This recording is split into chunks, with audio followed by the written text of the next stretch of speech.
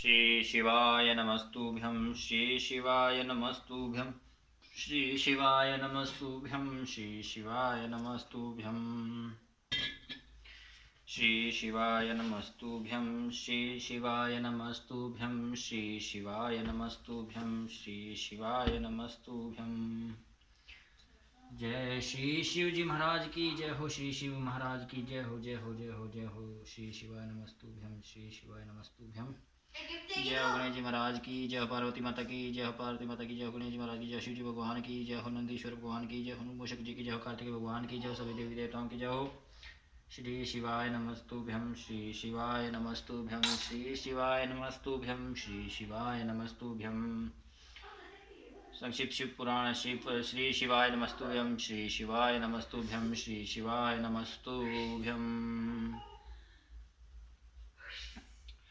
तौमेव माता च पिता तौमेव बन्धुश्च सखा तौमेव विद्या दर्विणं तौमेव सर्वं मम देवदेव। श्री शिवाय नमस्तुभ्यं। यज्ञशाला में शिव का भाग न देखकर सती के रोषपूर्ण वचन और दक्ष द्वारा शिव की निंदा सुन दक्ष तथा देवताओं को धिक्कार फटकार कर सती द्वारा अपने प्राण त्याग का निश्चय। ब्रह्मा जी कहते हैं, नारद दक्ष कन्या सती उस स्थान पर गई जहां वह महान प्रकाश से युक्त यज्ञ हो रहा था। वहां देवता असुर और मुनिंदर आदि के द्वारा कौतूहल पूर्ण कार्य हो रहे थे। सती ने अपने पिता के भावनाओं को नाना प्रकार की आश्चर्यजनक वस्तुओं से संपन्न उत्तम प्रभा से परिपूर्ण मनोहर तथा देवताओं और ऋषियों के समुदायों से भरा हुआ देखा। देवी सती भवन के द्वार पर जाकर खड़ी हुई और अपने वाहन नंदी से उतरकर अकेली ही शीघ्रता पूर्वक यज्ञशाला के भीतर चली गई। सती को आई देख उनकी यशस्विनी माता अश्वनी ने और बहनों ने उनका यथोचित आदर सत्कार किया, परंतु दक्ष ने उन्हें देखकर कुछ भी आदर नहीं किया तथा उन्हीं के भय से शिव की माया से मोहित हुए दूसरे लोग भी उनके प्रति आदर का भाव श्री शिवाय नमस्तुभ्यं आदर का भाव न दिखा सके। मुने सब लोगों के द्वारा तिरस्कार प्राप्त होने से सती देवी को बड़ा विस्मय हुआ, तो भी उन्होंने अपने माता और पिता के चरणों में मस्तक झुकाया। उस यज्ञ में सती ने विष्णु आदि देवताओं के भाग देखे, परंतु शंभु का भाग उन्हें कहीं नहीं दिखाई दिया।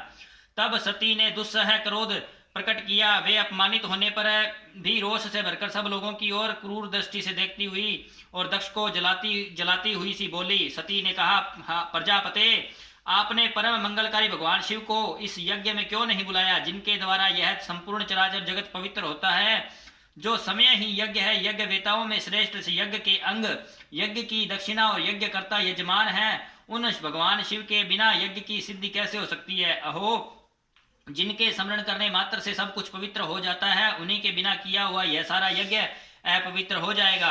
द्रव्य मंत्र आदि हव्य और कव्य ये सब जिनके स्वरूप है, उन्हीं भगवान शिव के बिना इस यज्ञ का आरंभ कैसे किया गया।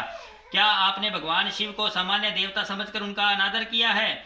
आज आपकी बुद्धि भ्रष्ट हो गई है, इसलिए आप पिता होकर भी मुझे अधम जंच रहे हैं। अरे, ये विष्णु और ब्रह्मा आदि देवता तथा मुनि अपने प्रभु भगवान शिव के आए बिना इस यज्ञ में कैसे चले आए। ऐसा कहने के बाद शिव स्वरूपा परमेश्वरी सती ने भगवान विष्णु ब्रह्मा इंद्र आदि सब देवताओं को तथा समस्त ऋषियों को बड़े बड़े शब्दों में फटकारा। ब्रह्मा जी कहते हैं, नारद, इस प्रकार से क्रोध से भरी हुई जगदम्बा सती ने वहां व्यथित हृदय से अनेक प्रकार की बातें कही।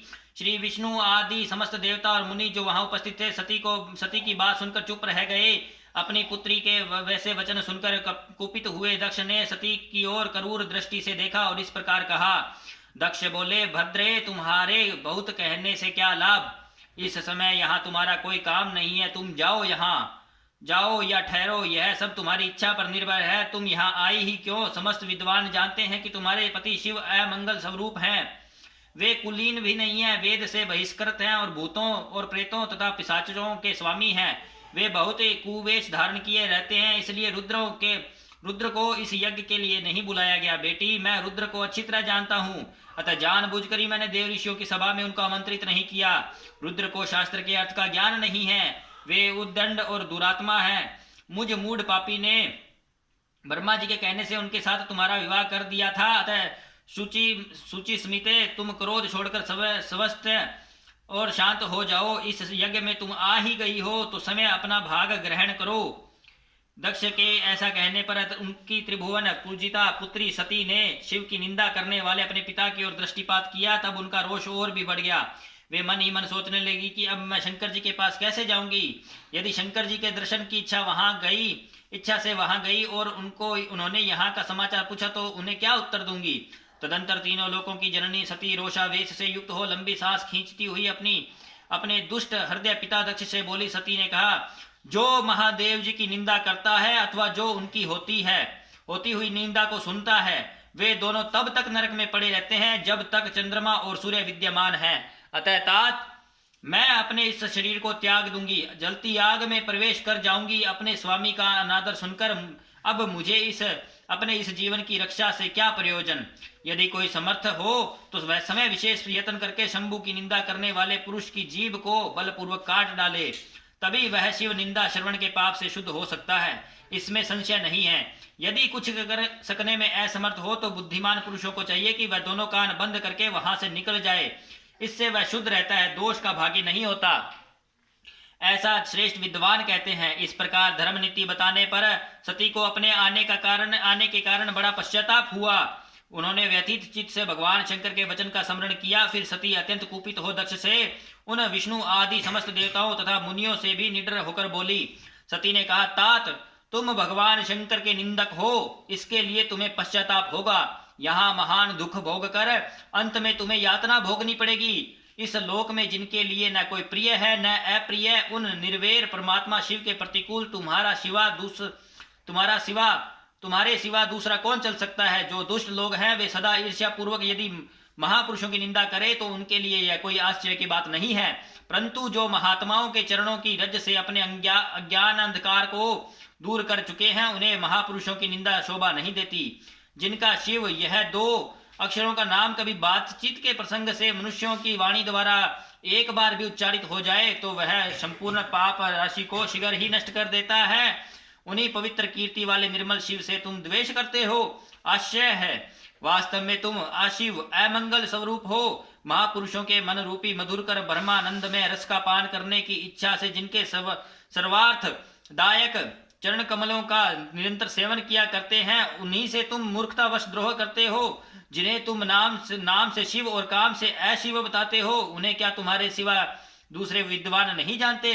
ब्रह्मा आदि देवता, सनक आदि मुनि तथा अन्य ज्ञानी क्या उनके स्वरूप को नहीं समझते। उदार बुद्धि भगवान शिव जटा फैलाए कपाल धारण किए शमशान में भूतों के साथ प्रसन्नता पूर्वक रहते तथा भस्म एवं नर मुंडों की माला धारण करते हैं। इस बात को जानकर भी जो मुनि और देवता उनके चरणों से गिरे हुए निर्माल्य को बड़े आदर के साथ अपने मस्तक पर चढ़ाते हैं, उसका क्या कारण है। यही कि वे भगवान शिव ही साक्षात परमेश्वर हैं। प्रवृत्ति यज्ञ यागादि और निर्वृत्ति शम दम आदि दो प्रकार के कर्म बताए गए हैं। मनीषी पुरुषों को उनका विचार करना चाहिए। वेद में विवेचन पूर्वक उनके रागी और विरागी दो प्रकार के अलग अलग अधिकारी बताए गए हैं।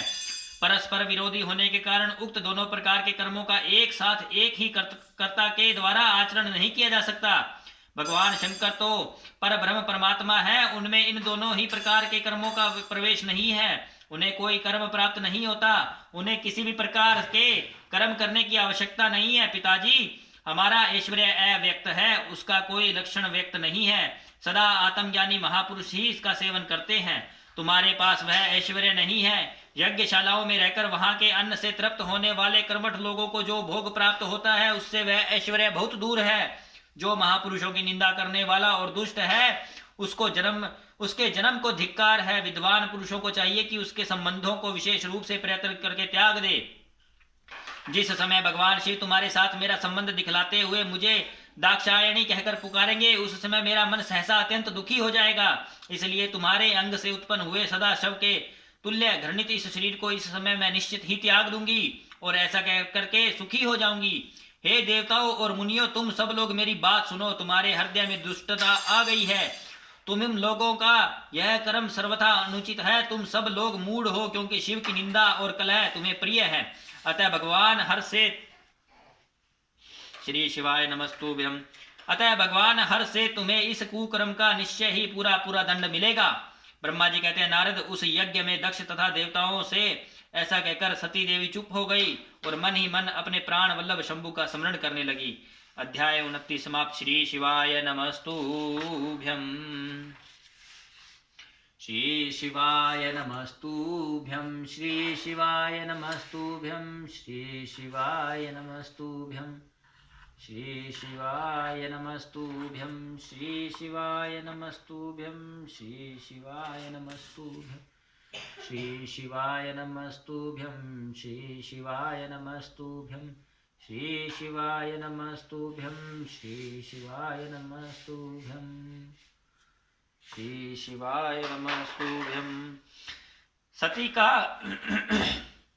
सती का योगाग्नि से अपने शरीर को भस्म कर देना, दर्शकों का हाहाकार, शिव पार्षदों का प्राण त्याग तथा दक्ष पर आक्रमण, रिभुओं द्वारा उनका भगाया जाना तथा देवताओं की चिंता।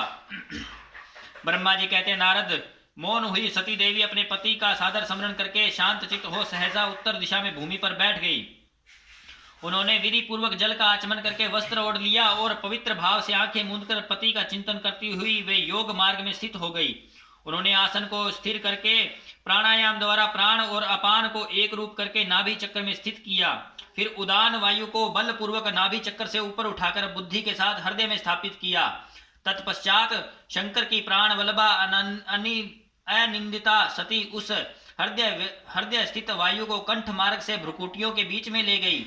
इस प्रकार दक्ष पर कुपित हो सहसा अपने शरीर को त्यागने की इच्छा से सती ने अपने संपूर्ण अंगों में योग मार्ग के अनुसार वायु और अग्नि की धारणा की। तदंतर अपने पति के चरणार विंदों का चिंतन करती हुई सती ने अन्य सब वस्तुओं का ध्यान भुला दिया। उनका चित्त योग मार्ग में स्थित हो गया था, इसलिए वहां उन्हें पति के चरणों के अतिरिक्त और कुछ नहीं दिखाई दिया। मुनि श्रेष्ठ सती का निष्पाप शरीर तत्काल गिरा और उनकी इच्छा के अनुसार योगाग्नि से जलकर उसी क्षण भस्म हो गया। उस समय वहां आए हुए देवता आदि ने जब यह घटना देखी तब वे बड़े जोर से हाहाकार करने लगे। उनका वह महान अद्भुत विचित्र एवं भयंकर हाहाकार आकाश में और पृथ्वी तल पर सब ओर फैल गया। लोग कह रहे थे, हाय महान देवता भगवान शंकर की परम प्रेयसी सती देव ने किस दुष्ट के दुर्व्यवहार से कुपित हो अपने प्राण त्याग दिए। अहो ब्रह्मा जी के पुत्र, इस दक्ष की बड़ी भारी दुष्टता तो देखो। सारा चराचर जगत जिसकी संतान है, उसकी पुत्री मन सविनी सती देवी जो सदा ही मान पाने के योग्य थी, उसके द्वारा ऐसी निरादरत हुई कि प्राणों से ही हाथ धो बैठी। भगवान वृषभध्वज की प्रिया सती सदा सभी सत्पुरुषों के द्वारा निरंतर सम्मान पाने की अधिकारिणी थी। वास्तव में उसका हृदय बड़ा ही असहिष्णु है। वह प्रजापति दक्ष ब्राह्मण द्रोही है, इसलिए सारे संसार में उसे महान अपयश प्राप्त होगा। उसकी अपनी ही पुत्री उसी के अपराध से जब प्राण त्याग करने को उद्रित हो गई, तब भी उस महान नरक भोगी शंकर द्रोही ने उसे रोका तक नहीं। जिस समय सब लोग ऐसा कह रहे थे, उसी समय शिव जी के पार्षद सती का यह अद्भुत प्राण त्याग देखकर तुरंत ही क्रोध पूर्वक अस्त्र शस्त्र ले दक्ष को मारने के लिए उठ खड़े हुए। यज्ञ मंडप के द्वार पर खड़े हुए वे भगवान शंकर के समस्त 60,000 पार्षद, जो बड़ी भारी बलवान थे, अत्यंत रोष से भर गए और हमें धिक्कार है ऐसा कहते हुए भगवान शंकर के गणों के भी वे सभी वीर यूथपति बारंबार उच्च स्वर से हाहाकार करने लगे। देव ऋषि कितने ही पार्षद तो वहां शोक से ऐसे व्याकुल हो गए कि वे अत्यंत तीखे प्राण नाशक शस्त्रों द्वारा अपने ही मस्तक और मुख आदि अंगों पर आघात करने लगे। इस प्रकार 20,000 पार्षद उस समय दक्ष कन्या सती के साथ ही नष्ट हो गए। वह एक अद्भुत सी बात हुई। नष्ट होने से बचे हुए महात्मा शंकर के वे प्रमथ गण क्रोध युक्त दक्ष को मारने के लिए हथियार लिए उठ खड़े हुए।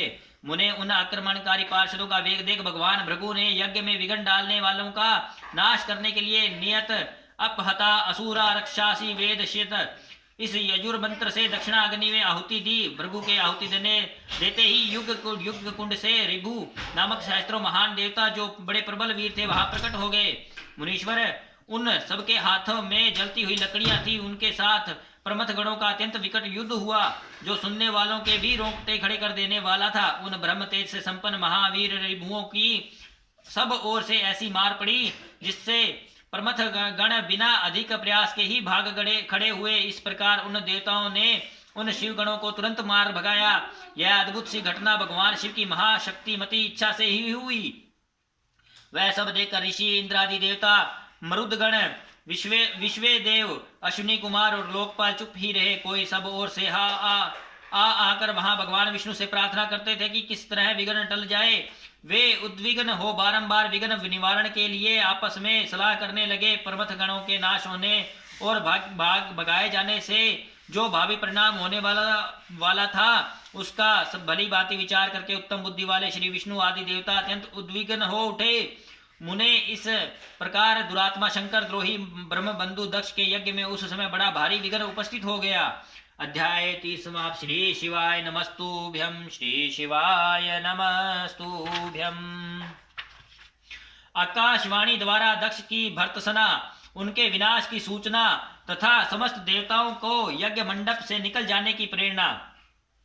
ब्रह्मा जी कहते हैं, मुनीश्वर, इसी बीच में वहां दक्ष तथा देवता आदि के सुनते हुए आकाशवाणी ने यह यथार्थ बात कही।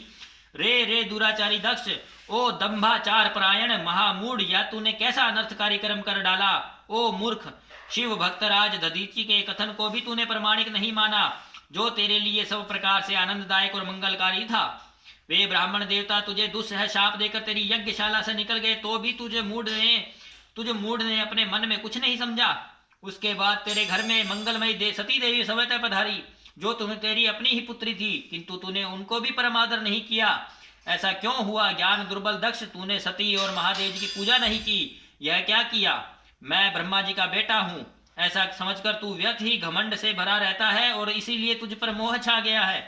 वे सती देवी ही सत्पुरुषों की आराध्या देवी है अथवा सदा आराधना करने के योग्य है। वे समस्त पुण्यों को फल देने वाली और तीनों लोकों की माता कल्याण स्वरूपा और भगवान शंकर के आद्य अंग में निवास करने वाली हैं। वे सती देवी ही पूजित होने पर सदा संपूर्ण सौभाग्य प्रदान करने वाली हैं। वे ही महेश्वर की शक्ति हैं और अपने भक्तों को सब प्रकार के मंगल देती हैं। वे सती देवी ही पूजित होने पर सदा संसार का भय दूर करती है, मनोवांछित फल देती हैं तथा वे ही समस्त उपद्रवों को नष्ट करने वाली देवी हैं। वे सती ही सदा पूजित होने पर कीर्ति और संपत्ति प्रदान करती हैं। वे ही पराशक्ति तथा भोग और मोक्ष प्रदान करने वाली परमेश्वरी हैं। वे सती ही जगत को जन्म देने वाली माता, जगत की रक्षा करने वाली अनादि शक्ति और प्रलय काल में जगत का संहार करने वाली हैं। वे जगन माता सदा ही जगन माता सती ही भगवान विष्णु की माता रूपेश सुशोभित होने वाली तथा ब्रह्मा, इंद्र, चंद्र, अग्नि एवं सूर्य देव आदि की जननी मानी गई है। वे सती ही तप, धर्म, दान आदि का फल देने वाली हैं। वे ही शंभु शक्ति महादेवी है तथा दुष्टों का हनन करने वाली परात पर शक्ति है। ऐसी महिमा वाली सती देवी, जिनकी सदा प्रिय धर्मपत्नी है, उन भगवान महादेव का तूने यज्ञ में भाग नहीं दिया। अरे तू कैसा मूढ़ और कुविचारी है। भगवान शिव ही सबके स्वामी तथा परात पर परमेश्वर है। वे समस्त देवताओं के सम्यक सेव्य हैं और सबका कल्याण करने वाले हैं। इन्हीं की दर्शन की इच्छा से सिद्ध पुरुष तपस्या करते हैं और इन्हीं के साक्षात्कार की अभिलाषा मन में लेकर योगी लोग योग साधना प्रवृत्त होते हैं। अनंत धन्य धान्य और यज्ञ याग आदि का सबसे महान फल यही बताया गया है कि भगवान शंकर का दर्शन सुलभ हो। शिव ही जगत का धारण पोषण करने वाले हैं। वे ही समस्त विद्याओं के पति एवं सब कुछ करने में समर्थ है। आदि विद्या के श्रेष्ठ स्वामी और समस्त मंगलों के भी मंगल वे ही है। दुष्ट दक्ष, तूने उनकी शक्ति का सत्कार नहीं किया, इसलिए यज्ञ का विनाश हो जाएगा। पूजनीय व्यक्तियों की पूजा न करने से अमंगल होता ही है। तूने परम पूज्य शिव स्वरूपा सती का पूजन नहीं किया। शेषनाग अपने सहस्त्र मस्तकों से प्रतिदिन प्रसन्नता पूर्वक जिनके चरणों की रज धारण करते हैं, उन्हीं भगवान शिव की शक्ति सती देवी थी, जिनके चरण कमलों का निरंतर ध्यान और साधन पूजन करके ब्रह्मा जी ब्रह्म तव को प्राप्त हुए हैं। उन्हीं भगवान शिव की प्रिय पत्नी सती देवी हैं, जिनके चरण कमलों का निरंतर ध्यान और साधन पूजन करके इंद्र आदि लोकपाल अपने उत्तम पद को प्राप्त हुए हैं। वे भगवान शिव संपूर्ण जगत के पिता हैं और शिव शक्ति स्वरूपा सती देवी जगत की माता कही गई हैं। मूढ़ दक्ष, तूने उन माता पिता का सत्कार नहीं किया, फिर तेरा कल्याण कैसे होगा। तुझ पर दुर्भाग्य का आक्रमण हो गया है और विपत्तियां टूट पड़ी हैं, क्योंकि तूने उन भगवानी सती और भगवान शंकर की भक्ति भाव से आराधना नहीं की। कल्याणकारी शंभु का पूजन न करके भी मैं कल्याण का भागी हो सकता हूँ, यह तेरा कैसा गर्व है। यह दुर्वार गर्व आज नष्ट हो जाएगा। इन देवताओं में से कौन ऐसा है जो सर्वेश्वर शिव से विमुख होकर तेरी सहायता करेगा? मुझे तो ऐसा कोई देवता नहीं दिखाई देता। यदि देवता उस समय तेरी सहायता करेंगे तो जलती आग से खेलने वाले पतंगों के समान नष्ट हो जाएंगे। आज तेरा मुंह जल जाए, तेरे यज्ञ का नाश हो जाए और जितने तेरे सहायक हैं वे भी आज शीघ्र ही जल मरें। इस दुरात्मा दुष्ट की जो सहायता करने वाले हैं उन समस्त देवताओं के लिए आज शपथ है, वे तेरे अमंगल के लिए ही तेरी सहायता से विरत हो जाएं। समस्त देवता आज इस यज्ञ मंडप से निकलकर अपने अपने स्थान को चले जाएं, अन्यथा सब लोगों का सब प्रकार से नाश हो जाएगा। अन्य सब मुनि और नाग आदि सब भी इस यज्ञ से निकल जाएं, अन्यथा आज सब लोगों का सर्वथा नाश हो जाएगा। श्री हरे और विराट, आप लोग भी इस यज्ञ मंडप से शीघ्र निकल जाइए। ब्रह्मा जी कहते हैं, नारद संपूर्ण यज्ञशाला में बैठे हुए लोगों से ऐसा कहकर सबका कल्याण करने वाली वह आकाशवाणी मौन हो गई। अध्याय 31 समाप्त। श्री शिवाय नमस्तुभ्यं। श्री शिवाय नमस्तुभ्यं। श्री शिवाय नमस्तुभ्यं। श्री शिवाय नमस्तुभ्यं। ओम जय शिव ओंकारा प्रभु जय शिव ओंकारा। ब्रह्मा विष्णु सदा शिव अर्धांगी धारा। ओम जय शिव ओंकारा। एकानन चतुरानन पंचानन राजे। हंसासन गरुड़ासन वृषवाहन साजे। ओम जय शिव ओंकारा। दो भुज चार चतुर्भुज दस भुजे अति सोहे। तीनों रूप निरखता त्रिभुवन जन मोहे। ओम जय शिव ओंकारा। अक्षमाला वनमाला मुंडमाला धारी। चंदन मृग मद सोहे भोले शुभकारी।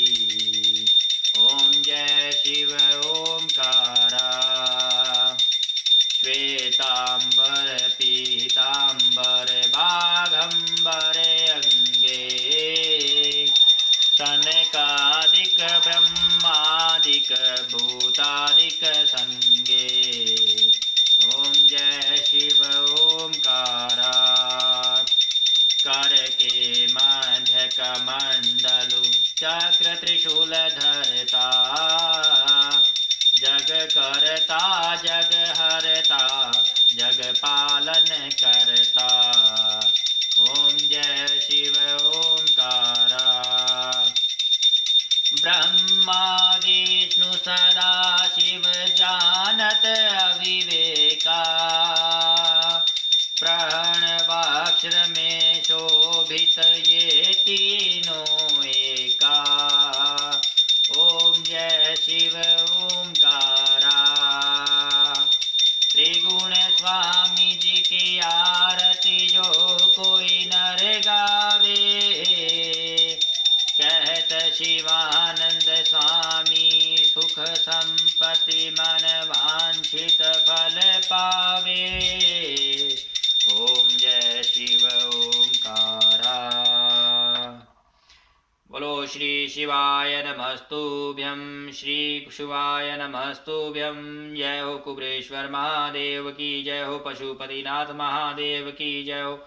जय हो नीलकंठ महादेव की जय हो। नागेश्वर महादेव की जय हो। जय हो सोमनाथ महादेव की जय हो। जय हो जय महाकाल महादेव की जय हो।